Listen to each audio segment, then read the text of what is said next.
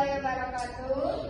Waalaikumsalam warahmatullahi wabarakatuh. Jadi, perkenalkan kami dari kelompok 1 yang berpresentasi mengenai aliran dalam filsafat pendidikan. Dengan saya sendiri Nabila sebagai moderator dan teman saya Nadiya.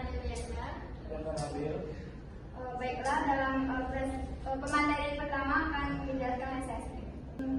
Dalam filsafat pendidikan ada 3 aliran utama yang membahas tentang bagaimana manusia itu berkembang dan belajar. 3 aliran itu adalah aliran empirisme, serta aliran konvergensi.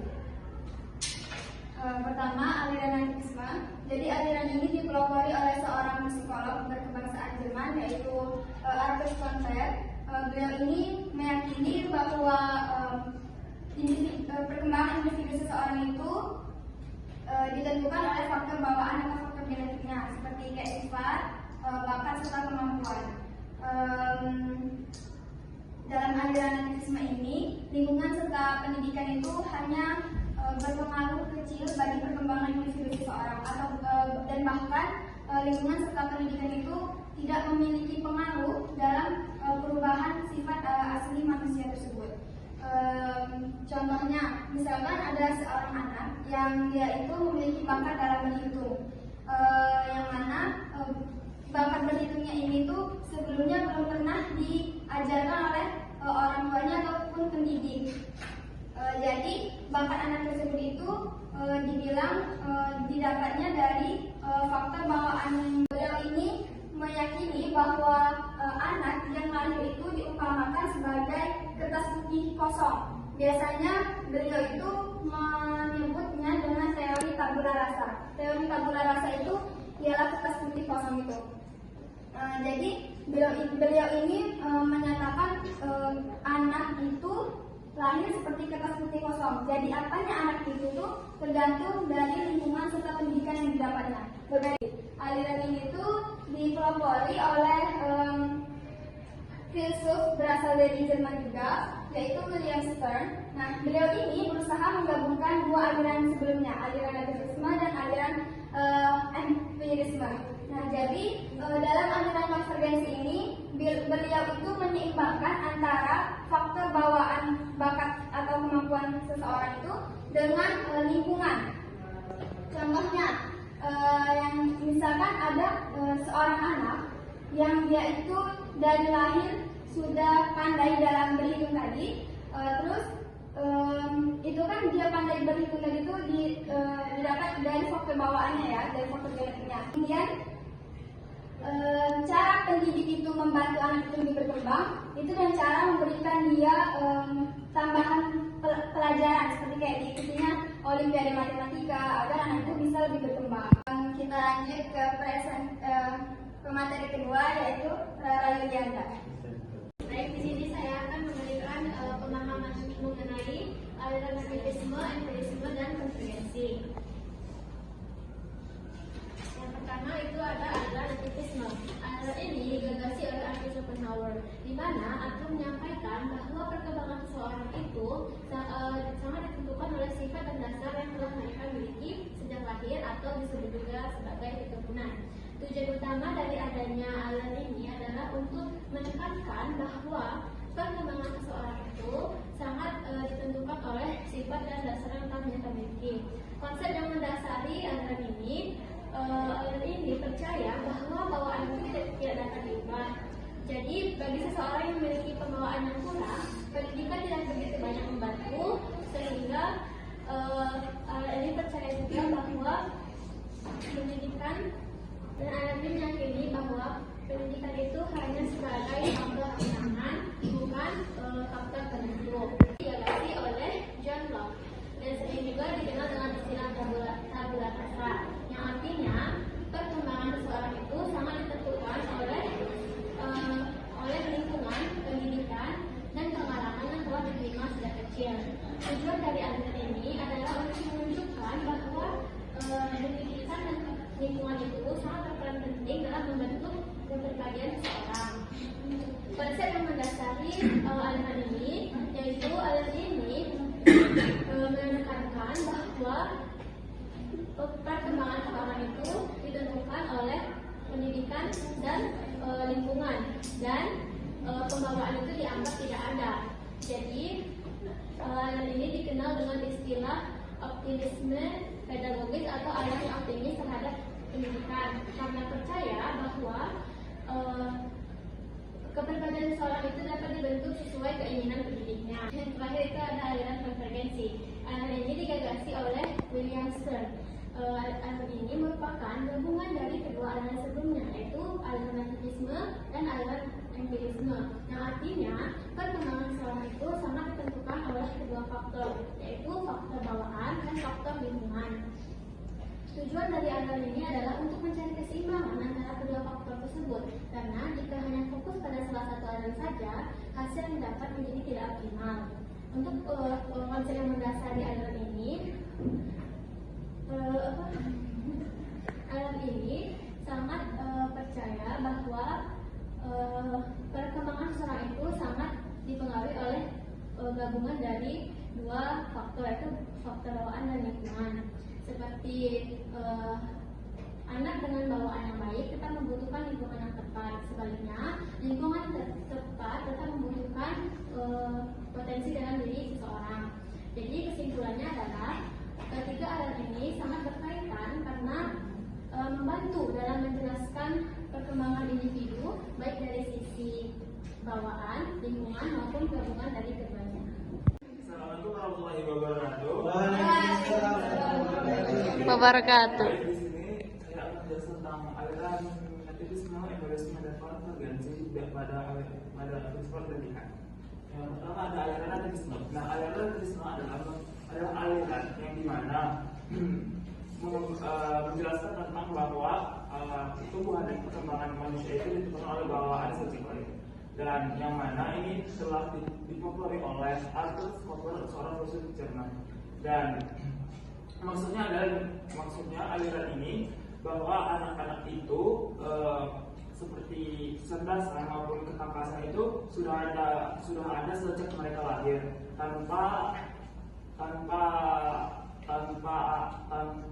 intinya sudah ada berkah dari Tuhan gitu. Nah, adapun ciri-ciri dari aliran nativisme ini yang pertama merupakan faktor internal, yang kedua lingkungan itu dianggap tidak berpengaruh besar, yang ketiga ada pendidikan hanya sebagai pemicu bukan pembentuk, dan pandangan bisnis terhadap perubahan oleh pendidikan. Yang kedua ada peran aliran nativisme dalam pertumbuhan dan perkembangan. Nah, yang saya sebutkan tadi bahwa aliran ini kan berasal dari manusia itu sendiri dan dari Tuhan, sehingga perannya itu yaitu tadi menjelaskan bahwa bakat dan minat serta kecerdasan manusia itu sudah ada dari diri mereka sendiri, dan juga tumbuh kembang seorang anak itu dianggap sebagai proses mengeluarkan sebuah potensi yang sudah ada dari diri mereka itu sendiri. Contohnya, misalkan anak yang berbakat musik akan bisa bermain musik sendiri jika tidak diikuti oleh sejak kecil, karena mungkin tidak di aliran darah itu sudah ada seni musik, sudah ada seni entah itu dari bapaknya atau dari mamanya. Mungkin kalau misalkan bapaknya tidak bisa main musik atau mamanya tidak bisa main musik, cuman kakek neneknya bisa main musik atau nenek buyutnya bisa main musik, maka mungkin dia bisa mendapatkan keahlian tersebut dari nenek moyang dia tersebut. Implementasi dari aliran ini terhadap dunia pendidikan. Yang pertama itu guru itu sebagai fasilitator dan kontrol. Maksudnya itu di sini guru itu memberikan sebuah fasilitas terhadap apa yang anak itu punya, apa yang anak itu punya, dan mungkin sebagai kontrol. Misalkan yang tadi yang saya bilang, anak itu punya bakat, mungkin sebagai guru mungkin dia bisa memberikan sebuah pengajaran atau juga menyalurkan makanya melalui lomba-lomba ataupun mengikuti lomba ataupun kayak menyalurkan hobinya di bidang yang mereka inginkan.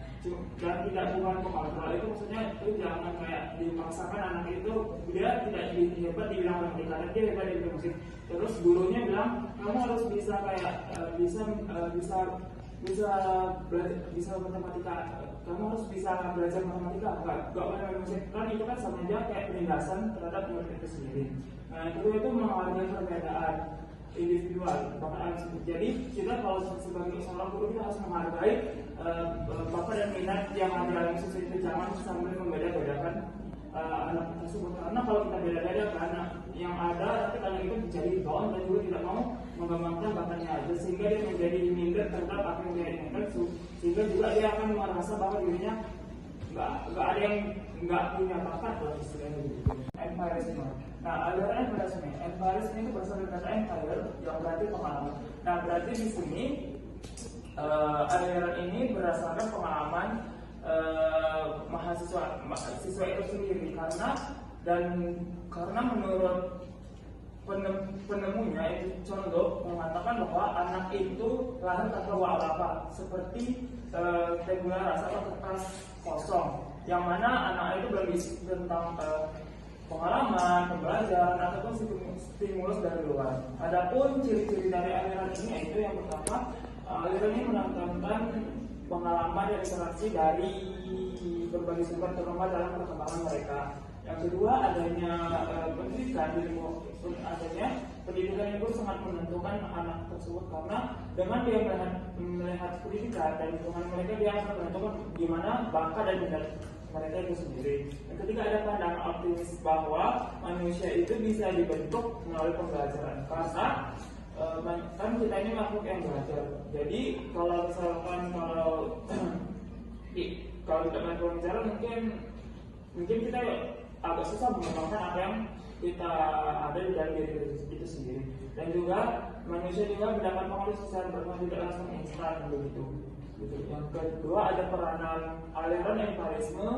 Di sini maksudnya itu yang saya bilang tadi, bahwa aliran ini menekankan bahwa anak-anak itu belum punya bakat ataupun minat sejak mereka lahir. Jadi sehingga mereka mendapatkan pendidikan ataupun pengalaman itu melalui pembelajaran atau mengamati lingkungan sekitar mereka. Contohnya, anak bisa disiplin ketika terbiasa diajari antri dan mengerti aturan sejak kecil. Karena kalau misalkan anak-anak itu tidak disiplin atau tidak diajarkan antri dalam membeli apapun, ya mengantar apapun itu, maka anak-anak itu akan kayak mendapatkan hal-hal yang gak semangat dari lingkungan dia mereka, dan juga mungkin bisa jadi dipusingkan begitu.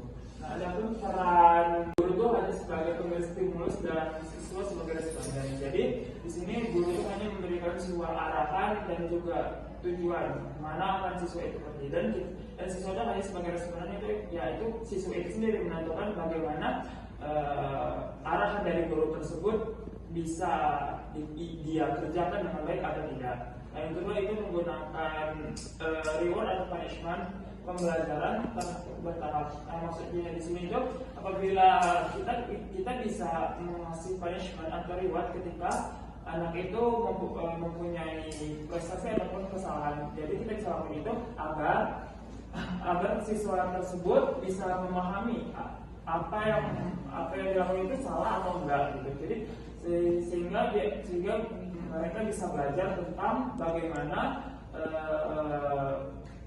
diri mereka di dalam masyarakat gitu. Yang ketiga, adanya lingkungan belajar ini merupakan aliran yang mana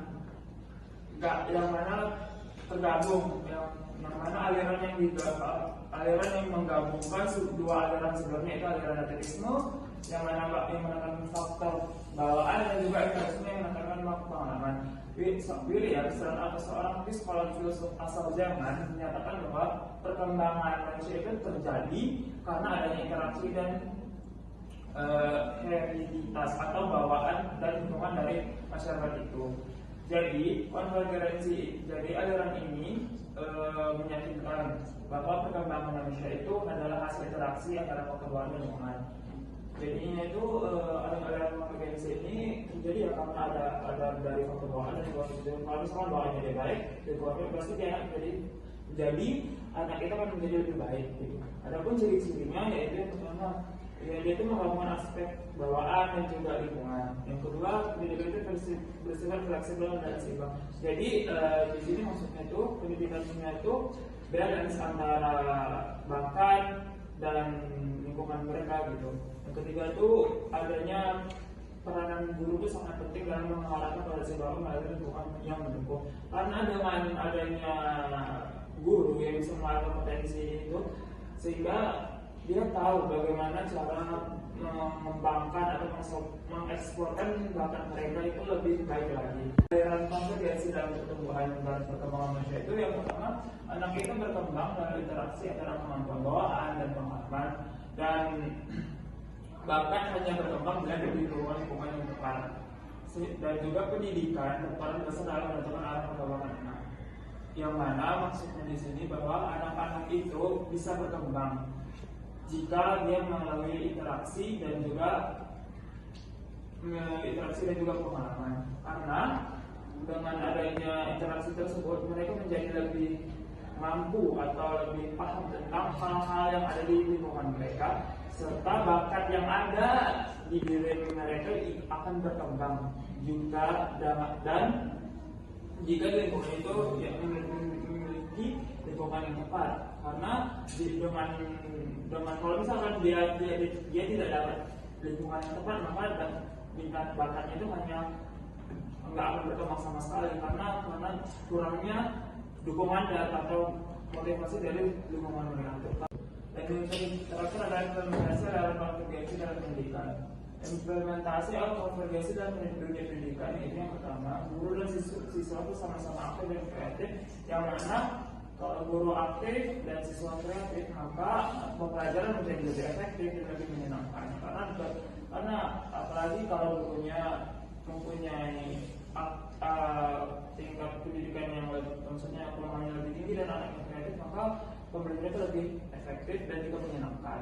Yang kedua, menggunakan strategi pembelajaran yang kolaboratif, karena kalau nggak menggunakan pembelajaran kolaboratif, mungkin anak-anak lebih cepat bosan dan juga lebih cepat